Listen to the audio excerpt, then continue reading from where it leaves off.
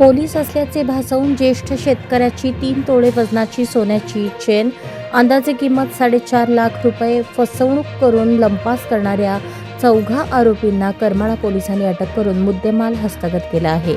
या कारवाईत सहभागी सर्व अधिकारी कर्मचाऱ्यांचे कौतुक होत आहे. 20 जून 2025 रोजी दुपारी 3:30च्या सुमारास रवींद्र शंकर देशमुख वय 65 राहणार वांगी तालुका करमाळा हे मोटरसायकलवरून जात असताना खडकेवाडी फाट्याजवळ 4 अनोळखी इसमांनी त्यांना अडवून स्वतःला पोलीस असल्याचे सांगितले. पुढे खून झाला आहे, तुमच्याकडील सोने सुरक्षित पिशवीत ठेवा असे सांगून विश्वास संपादन करत त्यांनी सोन्याची पिशवी फसवणुकीने घेतली आणि पलायन केले. या प्रकरणी भारतीय न्याय संहिता कलम 318(4), 204, 35 अन्वये गुन्हा दाखल करण्यात आला होता. पोलीस निरीक्षक रणजित माने यांच्या नेतृत्वाखाली सीसीटीव्ही फुटेज व तांत्रिक तपासाच्या आधारे आरोपींना अटक करण्यात आली.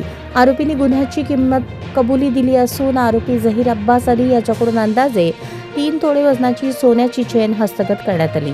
ही कारवाई पोलीस अधीक्षक अतुल कुलकर्णी, अप्पर पोलीस अधीक्षक प्रीतम यावलकर, उपविभागीय पोलीस अधिकारी अंजली कृष्णा यांच्या मार्गदर्शनाखाली करण्यात आली. करमाळा पोलीस ठाण्याचे पोलीस निरीक्षक रणजित माने यांच्या नेतृत्वाखाली पोलीस उपनिरीक्षक सुशीलकुमार पाखरे, सहाय्यक पोलीस उपनिरीक्षक संदेश चंदनशिवे, पोलीस हवालदार अजित उबाळे, पोलीस नाईक मनीष पवार, पोलीस नाईक वैभव ठेंगल, पोलीस कॉन्स्टेबल गणेश खोटे, रविराज गटकुळ, अर्जुन गोसावी, हनुमंत भराटे, अमोल रंदील यांनी ही कामगिरी यशस्वीरित्या पार पाडली. हा आपला हक्काचा चॅनल AG न्यूज. संपादक अंबादास गज्जर. या YouTube चॅनलला लाईक करा, शेअर करा, सबस्क्राईब करा. संपर्क 94 92 37 68 92.